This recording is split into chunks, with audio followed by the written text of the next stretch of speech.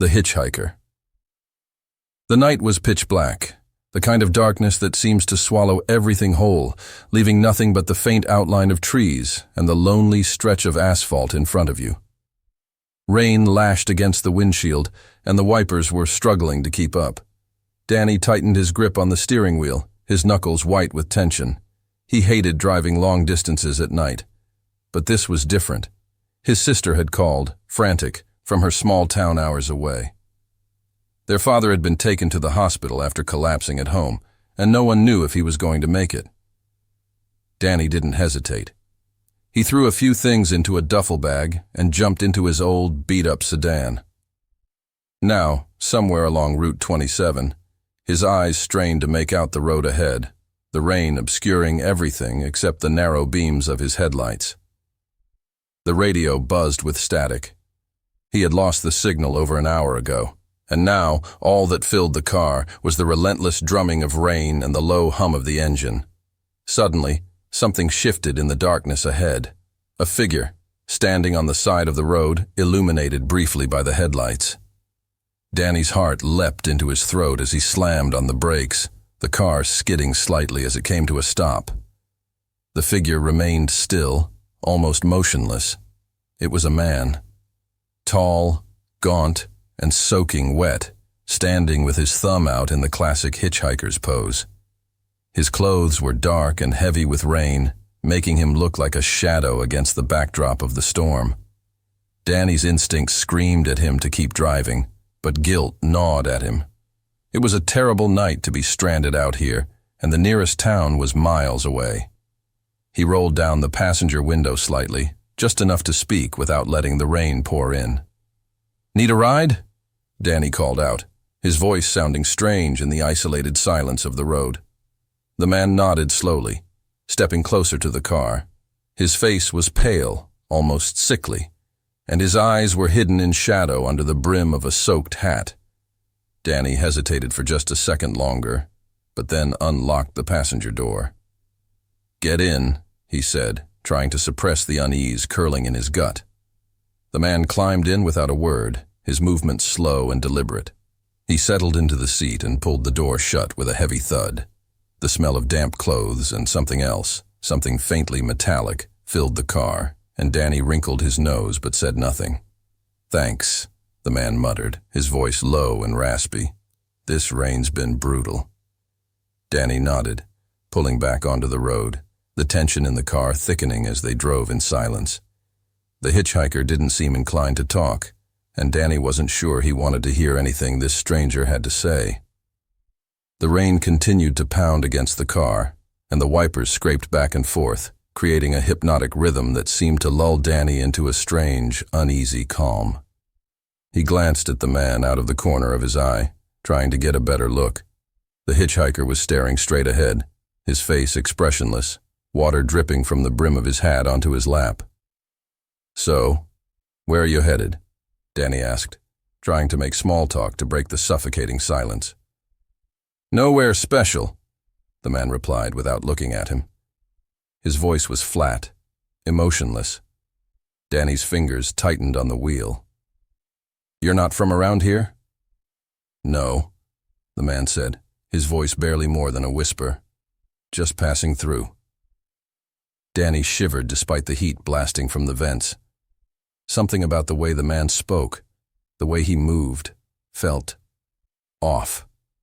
There was a heaviness to him, an unnatural stillness. Minutes passed, stretching into an uncomfortable eternity. The darkness outside the car pressed against the windows like a living thing, making Danny feel like they were the only two people left in the world. Then, the man finally spoke again. "You ever hear about the hitchhiker who died on this road?" he asked, his voice a little sharper this time, cutting through the rain and the hum of the engine. Danny felt his chest tighten. "No, I don't think so." The man turned his head slightly, just enough so that Danny could see a glimpse of his face. His eyes glinted darkly from beneath the hat. "They say it happened years ago," the hitchhiker continued, his voice low and deliberate.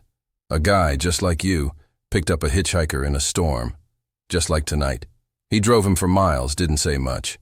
But the guy noticed something strange about his passenger, the smell of blood. Danny's mouth went dry, and he stole another glance at the man next to him.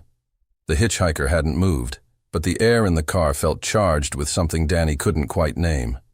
His pulse quickened. "Turns out," the man continued, his tone almost mocking now, "the hitchhiker wasn't just any guy. He'd been murdered earlier that night. And the driver? Well, they found him the next morning, dead on the side of the road, his throat cut from ear to ear." Danny's hands began to tremble on the steering wheel. "That's just an urban legend," he muttered, more to himself than the stranger. The hitchhiker turned his head fully now, his pale face eerily calm, his eyes boring into Danny's. "Maybe," he said softly, "but some legends are true." Danny's heart raced. He could feel the man's stare like a physical weight pressing down on him. His throat tightened as fear clawed its way up his spine. Suddenly, the hitchhiker reached into his coat. Danny flinched, his mind racing with panic. Was this it? Was this man about to pull out a knife? Had he been driving around with a killer this whole time? But the hitchhiker only pulled out an old, weathered photograph, yellowed with age. He held it out to Danny, his hand steady, his gaze unblinking. "Look," the man said, his voice cold. Danny hesitated, but curiosity and fear won out. He took the photograph with trembling fingers, glancing at it quickly before focusing back on the road. It was a picture of a family, 2 parents and a child standing in front of an old house, smiling brightly for the camera. The man in the photograph looked familiar. Danny blinked, his mind racing to place the face, and then it hit him. The hitchhiker, the man sitting next to him in the car, was in the photograph. The same gaunt face, the same dark eyes. Danny's stomach lurched.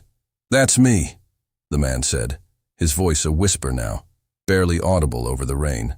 "But that was before." Before what? Danny's mind screamed, but he couldn't find the words to ask. The hitchhiker's voice dropped even lower, a cold grin spreading across his pale face. "You see, I've been dead for a long, long time." The car swerved as Danny's mind reeled with terror. His breathing came in ragged gasps, his heart hammering in his chest. He slammed on the brakes, skidding to a stop on the side of the road, his body shaking with panic. He turned to the hitchhiker, intending to tell him to get out, to leave him alone. But the passenger seat was empty. The door was closed. The seatbelt was still buckled. The smell of damp clothes and blood lingered in the air. Danny's chest tightened, his breath coming in shallow gasps as he looked around wildly. There was no sign of the man, no sign that anyone had ever been in the car at all. But as he sat there, frozen with fear, something caught his eye. On the dashboard, resting silently, was the photograph. The family smiled up at him, frozen in time. The man in the photograph still looked eerily familiar. His eyes seemed to gleam with dark amusement. And now, as Danny stared at the picture, the face of the hitchhiker slowly turned toward him, its smile widening into something sinister. A cold whisper filled the car, wrapping around him like a noose. "I'll see you soon." And then, the car was silent.